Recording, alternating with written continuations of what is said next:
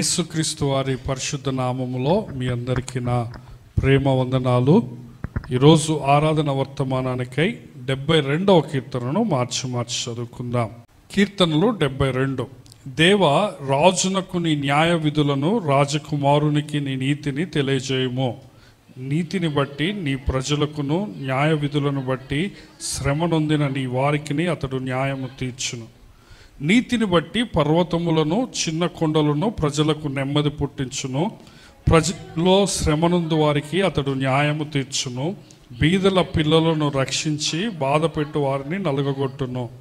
సూర్యుడు నిలుచున్నంత కాలము, చంద్రుడు నిలుచున్నంత కాలము తరములన్నిటను జనులు నీ యందు భయభక్తులు కలిగియుందురు. గడ్డి కోసిన బీటి మీద కురియు వాన వలెను, భూమిని తడుపు మంచి వర్షము వలెను అతడు విజయము చేయును. అతని దినములలో నీతిమంతులు వర్ధిల్లుదురు. చంద్రుడు లేకపో వరకు క్షేమాభివృద్ధి కలుగును. సముద్రము నుండి సముద్రము వరకు, యూఫ్రటీస్ నది మొదలుకొని భూదిగంతముల వరకు అతడు రాజ్యము చేయును. అరణ్యవాసులు అతనికి లోబడుదురు, అతని శత్రువులు మన్ను నాకెదరు. తర్షీషు రాజులు, ద్వీపముల రాజులు కప్పము చెల్లించెదరు. షేబా రాజులను, సెబా రాజులను కానుకలు తీసుకుని వచ్చెదరు. రాజులందరూ అతనికి నమస్కారము చేసెదరు, అన్యజనులందరూ అతని సేవించెదరు. దరిద్రులు మొరపెట్టగా అతడు వారిని విడిపించును, దీనులను నిరాధారులను అతడు విడిపించును. నిరుపేదల యందును బీదల యందును అతడు కనికరించును, బీదల ప్రాణములను అతడు రక్షించును.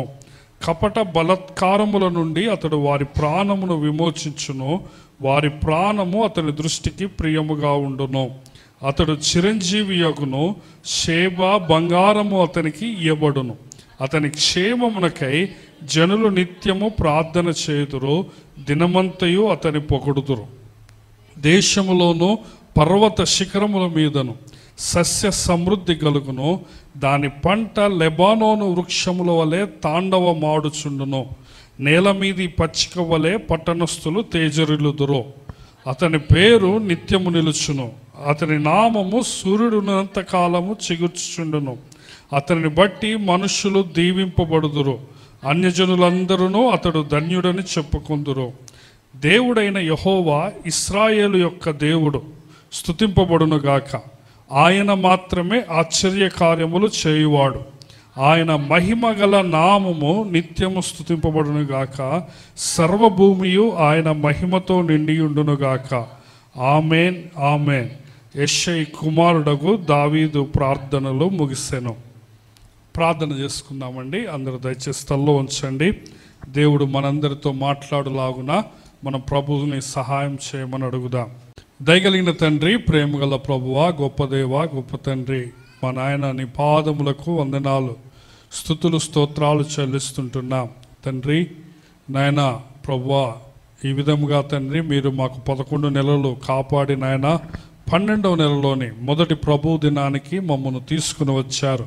నీ ప్రేమంతటిని బట్టి వందనాలు తండ్రి. నాయన నిన్ను ఆరాధించడానికి మీ వాక్యము ద్వారా మమ్మల్ని బలపరచమని ప్రార్థిస్తుంటున్నాం. అల్పుడు, అయోగ్యుడు నాయన తండ్రి, నీ దాసుడు అపరాధిని పక్షమును నిలవబడుచుండగా కనికరించండి.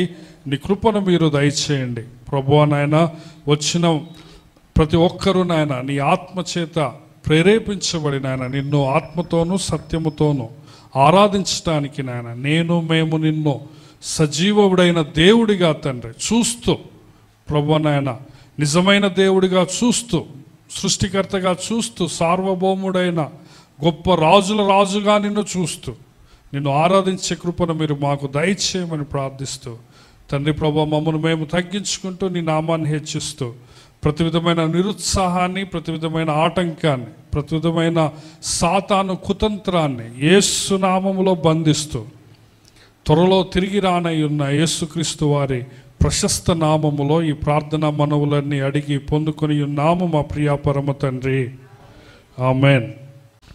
ప్రభువునందు ప్రియమైన దేవుని బిడ్డలారా, ఈ 72వ కీర్తన యొక్క శీర్షికను మనము గమనిస్తే సొలొమోను కీర్తన అని వ్రాయబడింది. సొలొమోను కీర్తన కదా, మనకు తెలుసు 150 కీర్తనలు కేవలము దావీదు గారు మాత్రమే వ్రాయలేదు.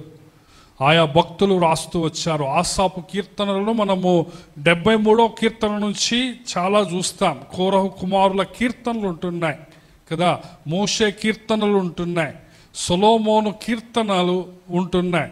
ఈ విధముగా ఈరోజు చదివిన కీర్తన 72వ కీర్తన సొలొమోను గారు రాసిన కీర్తన కదా. సో సొలొమోను గారు కూడా చాలా గొప్ప జ్ఞాని. సొలొమోను గారు కూడా చాలా బైబిల్ గ్రంథంలోని చాలా పుస్తకాలు రచించారు. మనకందరికీ తెలుసు, సామెతల గ్రంథము, ప్రసంగి గ్రంథము, పరమగీతము లాంటి గొప్ప గ్రంథాలు సొలొమోను గారు రచించారు. సో కీర్తనలో కూడా మనం సొలొమోను గారి కీర్తనలో చూస్తాం కదా.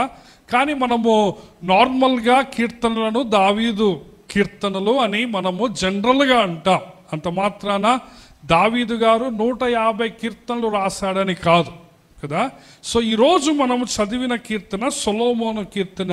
ఇది కూడా దాదాపుగా ప్రార్థనా కీర్తనగా ఉంటుంది. రాజుగారు తన కోసం ప్రార్థిస్తున్నట్టుగా, తన రాజ్యం కోసం ప్రార్థిస్తున్నట్లుగా మనము చూస్తాం. హల్లెలూయా. సో నీవు రాజువైనా, నీవు నార్మల్ భటుడవైనా, లేకపోతే నువ్వు నార్మల్ పౌరుడవైనా, సామాన్య పౌరుడవైనా కానీ దేవుడు నీకు ఏమి జ్ఞాపకం చేస్తున్నాడంటే ప్రార్థన అనేది ప్రాముఖ్యమైనది కదా. నీవు రాజుగారివైనా కానీ నీవు ప్రార్థించాల్సిన బాధ్యత నీ మీద ఉన్నది. ఎందుకంటే దేవుడు మాత్రమే నీకు ఆయుష్నిచ్చేవాడు, ఆరోగ్యం ఇచ్చేవాడు, నిన్ను పోషించేవాడు. నీవు రాజుగారివైనంత మాత్రాన, నీకు డబ్బు, బలము, బలగం ఉన్నంత మాత్రాన, మంది మార్బలం ఉన్నంత మాత్రాన అవి ఏమీ అక్కడికి రావు. కేవలము దేవుడు మాత్రమే నిన్ను దీవించువాడు. హల్లెలూయా. కేవలము దేవుడు మాత్రమే నిన్ను పోషించువాడు కదా. సో సొలొమోను గారు కూడా ప్రార్థన చేస్తున్నట్లు మనం చూస్తాం. చూడండి, మొదటి వచనం చూడండి. దేవా, రాజునకు నీ న్యాయ విధులను, రాజకుమారునికి నీ నీతిని తెలియజే. నీతిని బట్టి నీ ప్రజలకును, న్యాయ విధులను బట్టి శ్రమనొందిన నీ వారికి అతడు న్యాయము తీర్చును. సో సొలొమోను దేవునికి ప్రార్థన చేస్తున్నాడు. నిజానికి ఈ కీర్తన చివరి లైన్ మనం గమనిస్తే అక్కడ ఏమని వ్రాయబడి ఉన్నదంటే, యెష్షయి కుమారుడగు దావీదు ప్రార్థనలు ముగిశాయట. ఎవరి ప్రార్థనలు ముగిశాయట? దావీదు ప్రార్థనలు ముగిశాయి కదా. ఇది సొలొమోను కీర్తన అయినా కూడా ఇది దావీదు ప్రార్థనతో కలిపి మనము గమనిస్తే 73వ కీర్తన తృతీయ స్కందముగా చెప్పబడుతుంది. అంటే కీర్తన గ్రంథాల్లో 5 పుస్తకాలు ఉన్నాయి. సో 2వ పుస్తకం ద్వితీయ స్కందము ముగింపులో ఏమంటున్నాడంటే, ఈ కీర్తనలను సంకలనం చేసిన భక్తుడు దావీదు ప్రార్థనలు ఇంతటితో ముగిశాయంటున్నాడు. సో ఈ దావీదు గారు, సొలొమోను గారు ప్రార్థనా పరులుగా బైబిల్లో కనపడుతున్నారు. హల్లెలూయా. దావీదు గొప్ప రాజు, అవునా కదండి? దావీదు మహారాజు. కానీ బైబిల్లో ఆయన గురించి రాయబడిన ఒక మాట ఏంటంటే, దావీదు ప్రార్థనలు ముగిశాయి. దావీదు ప్రార్థనలు దేవుని వాక్యములోనే వ్రాయబడ్డాయి. ఈ రోజున మన ప్రార్థనలు, మన ఆరాధనలు, మన అర్పణలు దేవుని పుస్తకంలో వ్రాయబడుతున్నాయా లేదా మనం ఒకసారి ఆలోచించాలి కదా. మనం పెళ్ళిళ్ళలో పోయినప్పుడు పుస్తకంలో రాయట్లేదంటే మన సదింపులో 500 వేసే కాడ 100 రూపాయలే ఇచ్చొస్తాం కదా, లేకపోతే 200 ఇచ్చొస్తాం. పుస్తకం రాస్తున్నారంటే కొంచెం గట్టిగా రాపిస్తాం. ఎందుకు? వాళ్ళు మళ్ళా మన ఇంట్లో కార్యక్రమం అప్పుడు ఆ పుస్తకమే చూసి మరలా మనకది తిరిగి వస్తుందనే ఆశతో. కానీ ఇక్కడ సదింపులు కాదు, దేవుని పుస్తకం, సదింపుల పుస్తకం కాదు. ఇది ఎవరి గ్రంథం చెప్పండి? దేవుని పరిశుద్ధ గ్రంథమైన బైబిల్లో దావీదు ప్రార్థనలు రాయబడ్డాయి. ఇంకా మనము గమనిస్తే, నా యొక్క కన్నీళ్ళన్నీ నీ బుడ్డిలో ఉన్నాయి అంటాడు దావీదు గారు. అవన్నీ నీ కవిలలో రాయబడ్డాయి అంటాడు. అంటే నీ పుస్తకంలో రాయబడ్డాయి అంటాడు. ఈ రోజున దేవుడు నీ గురించి రాస్తే నీ గురించి ఏమి రాస్తాడు? నీ ప్రార్థనలు రాస్తున్నాడా?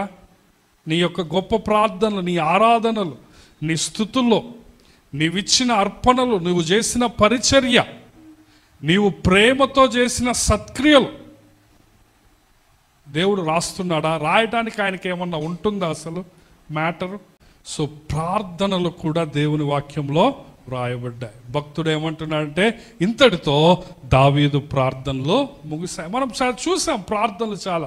70వ కీర్తన, 71వ కీర్తన, అంతకుముందు కీర్తనలు మనం గమనిస్తే దావీదు తన కోసం ప్రార్థన చేస్తున్నాడు, తన ప్రజల కోసం, శత్రువుల మీదకి తీర్పు రావాలని ప్రార్థన చేస్తున్నాడు కదా.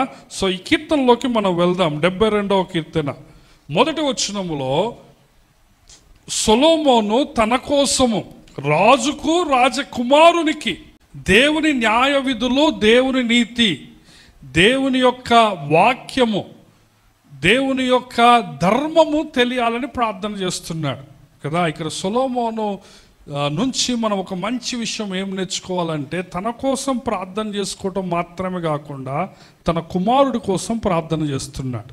ఈ రోజున నీ ప్రార్థనలో నీ పిల్లల కోసం ఉంటున్నాయా లేవా? దావీదు ఒక మాదిరి నుంచి పోయాడు. దావీదు ప్రార్థనలు ముగిశాయంటే దావీదు తన పిల్లల కోసం ప్రార్థన చేశాడు. దావీదు తన కుమారుల కోసం ప్రార్థన చేసడం సొలొమోను చూశాడు. సొలొమోను చూసి సొలొమోను కూడా ఇప్పుడు ఏం చేస్తున్నాడు? తన పిల్లల కోసం, తన కుమారుడి కోసము ప్రార్థన చేస్తున్నాడు. నీవు ప్రార్థన చేయటం నీ పిల్లలు చూస్తే నీ పిల్లలు కూడా ప్రార్థన చేయటం నేర్చుకుంటారు. నువ్వు ప్రార్థన చేస్తూ దేవుని మీద ఆధారపడటం నేర్చుకుంటే, నీ జీవితం చక్కగుంటే, నీ పిల్లలకి ఏమర్థమవుతుందంటే, మా అమ్మ మా నాన్న నమ్ముకున్న దేవుడు కరెక్ట్, మా అమ్మ మా నాన్న నమ్ముకున్న దేవుడు నిజమైన దేవుడు, కాబట్టి నేను కూడా ఆ దేవుడికే ప్రార్థన చేయాలా, ప్రార్థన చేస్తాను అన్న విశ్వాసము, అన్న భక్తి వాళ్ళ పైకి వస్తుంది. దావీదు ప్రార్థనలు ముగిశాయి. సో సొలొమోను ప్రార్థన చేస్తూ ఉన్నాడు. సొలొమోను, దావీదు ఏ విధంగా తన పిల్లల కోసం ప్రార్థన చేశాడో సొలొమోను అది చూసి దావీదు నుంచి ఆ 3వ తరమైన సొలొమోను కుమారుని కోసం కూడా సొలొమోను ఏం చేస్తున్నాడు చెప్పండి? ప్రార్థన చేస్తున్నాడు. ప్రియమైన దేవుని బిడ్డలారా, మనము ప్రార్థించటం నేర్చుకోవాలా. మన పిల్లల కోసం ప్రార్థించటం నేర్చుకోవాలి. మన పిల్లలు మన ప్రార్థనను చూసి వాళ్ళు కూడా అది అలవాటు చేసుకోవాలి. హల్లెలూయా. సో ఎందుకు ప్రార్థన చేస్తున్నాడు అంటే, దేవుని న్యాయ విధులు తెలుసుకోవాలని, దేవుని వాక్యము అర్థం కావాలని కదా. ఎందుకు దేవుని వాక్యము అర్థం కావాలి అంటే, చక్కగా పరిపాలించవచ్చు. నువ్వు చక్కగా పరిపాలించాలంటే నీకు దేవుని వాక్యం అవసరం కదా. మనకందరికీ తెలుసు, సొలొమోను రాజుగా అభిషేకించబడిన తర్వాత దేవుడు ప్రత్యక్షమవుతాడు. దేవుడు ప్రత్యక్షమై నీకేం వరం కావాలో కోరుకో అంటాడు. నీకు డబ్బా, సైన్యమా, బలమా, గుర్రాల, ఏనుగుల, ఏది కావాలో కోరుకో అంటే సొలొమోను ఏమి కోరుకుంటాడండి? తీసారా? మొదటి రాజుల గ్రంథము 3వ అధ్యాయం 5వ వచనము. గిబియోనులో యెహోవా రాత్రివేళ స్వప్నమందు సొలొమోనుకు ప్రత్యక్షమై, నేను నీకు దేనినిచ్చుట నీకు ఇష్టమో దానిని అడుగుమని దేవుడు అతనితో సెలవీయగా. సో దేవుడు ఏమంటున్నాడు? నీకేం వరం కావాలో కోరుకో అంటున్నాడు. అప్పుడు సొలొమోను ఇలాగూ మనవి చేశాను, నీ దాసుడును నా తండ్రినైన దావీదు నీ దృష్టికి అనుకూలముగాను సత్యమును నీతిని అనుసరించి యథార్థమైన మనస్సు గలవాడై ప్రవర్తించను గనుక నీవు అతని ఎడల పరిపూర్ణ కటాక్షము కనపరిచి ఈ దినమునున్నట్టుగా అతని సింహాసనం మీద అతని కుమారుని కూర్చుండబెట్టా. సో 7వ వచనంలో ఏమంటున్నాడంటే, నా దేవా యెహోవా, నీవు నా తండ్రి అయిన దావీదుకు బదులుగా నన్ను రాజుగా పెట్టావు. అయితే నేను బాలుడను, కార్యములు జరుపుటకు నాకు బుద్ధి చాలు. 9వ వచనంలో, ఇంత గొప్పదైన నీ జనమునకు న్యాయము తీర్చగలవాడు ఎవడో? కాబట్టి నేను మంచి చెడ్డలు వివేచించి నీ జనులకు న్యాయము తీర్చున్నట్లు నీ దాసుడనైన నాకు వివేకము గల హృదయము దయచే. ఏమడిగాడట? వివేకము గల హృదయం. చూడండి అప్పుడు దేవుడు ఏమంటున్నాడు? 10వ వచనం, సొలొమోను చేసిన ఈ మనవి ప్రభువునకు అనుకూలమాయను గనుక దేవుడు అతనికి ఇలాగు సెలవిచ్చును, దీర్ఘాయువునైనను ఐశ్వర్యమునైనను నీ శత్రువుల ప్రాణమునైనను అడగక నీతి న్యాయములు గ్రహించుటకు వివేకము అనుగ్రహించమని నీవు అడిగితివి. నీవు ఇలాగున అడిగినందున నీ మనవి ఆలకించున్నాను. బుద్ధి వివేకములు కలిగిన హృదయము నీకు ఇచ్చున్నాను. పూర్వీకులలో నీ వంటి వాడు ఒక్కడును లేడు, ఇక మీదట ఇంకొకళ్ళు ఉండరు అంటున్నాడు. సొలొమోను ప్రార్థన దేవునికి అనుకూలమైన. నిజానికి ఈరోజు దేవుడు నీకు ప్రత్యక్షమై, దేవుడు నీకే ప్రత్యక్షమై ఏం వరం కావాలో కోరుకుంటే నువ్వేం అడుగుతావు? ఈరోజు నాకు మంచి చాంతాడంటి బంగారు గొలుసు నా మెల్లో ఏ దేవా అని అడుగుతారు కొంతమంది. ఇంకొంతమంది నాకు కారు కావాలా, బిల్డింగ్ కావాలా, మంచి జాబ్ కావాలని అడగవచ్చు. కానీ సొలొమోను ఏమడిగాడు? జ్ఞానం అడిగాడు, బుద్ధి వివేకములు కలిగిన హృదయం అడిగాడు. అది దేవుడికి అనుకూలమైందట. ఈ రోజున నీ ప్రార్థనలు దేవునికి అనుకూలమవుతున్నాయా లేదా నువ్వు గమనించాలి. వింటున్నారా? నీ ప్రార్థనలు దేవునికి ఏం కావాలి చెప్పండి? అనుకూలం కావాలి. సో సొలొమోను దేనికోసం ప్రార్థించాడు? జ్ఞానం కోసం ప్రార్థించాడు. దేవునికి సంతోషమై ఏమంటాడంటే, నీవు ఐశ్వర్యం కోసం ప్రార్థించలేదు, ఐశ్వర్యాన్ని అడగలేదు కదా, నీవు రాజుల నీ శత్రువుల ప్రాణాన్ని అడగలేదు. కానీ నువ్వేమడిగావు అంటే జ్ఞానం అడిగావు. కాబట్టి నేను సంతోషించి నేను నీకు జ్ఞానం ఇస్తున్నాను. ఇంతకుముందు ఇటువంటి జ్ఞానం గలవాడు ఒకడు ఉండడు, దీని తర్వాత కూడా ఉండడు అంటున్నాడు. నీ ప్రార్థనలో దేవునికి అనుకూలం కావాలా? రండి 72వ కీర్తనకు వద్దాం. సో ప్రియమైన దేవుని బిడ్డలారా, రాజుగారు రాజు కుమారుని కోసం ప్రార్థన చేస్తున్నాడు, అవునా కదా? ఈ రోజున మన కోసం కూడా ప్రార్థన చేయటానికి మన ప్రభువు సిద్ధంగా ఉన్నాడు. ఆయనే మనకు రాజులకు రాజు, ప్రభువులకు ప్రభు. ఈ రోజున నీ కోసం ఎవరు ప్రార్థన చేసినా చేయకపోయినా నీవు ప్రభువుని ఆరాధించటానికి ఈరోజు నీవు గొప్ప సత్యం ఒకటి ఎరగాలి. అదేంటదంటే, నీ కోసము యేసయ్య తండ్రి కుడిపార్శ్వమున ఆయన నీ కోసము ప్రార్థన చేస్తున్నాడు. రండి చూడండి, రోమీలకు రాసిన పత్రిక 8వ అధ్యాయము 34వ వచనం. రోమా 8:34. మృతులలో నుండి లేచిన వాడును దేవుని కుడి పార్శ్వమున ఉన్నవాడును మన కొరకు విజ్ఞాపనము కూడా చేయువాడు ఈయనే. సో యేసు ప్రభు వారు చనిపోయి మృతులలో నుండి లేచి నీకోసం ఆయన ఏం చేస్తున్నాడు చెప్పండి? విజ్ఞాపన చేస్తున్నాడు. 1 యోహాను 2వ అధ్యాయము 1వ వచనంలో ఏమంటాడంటే, we have an advocate for us అంటాడు.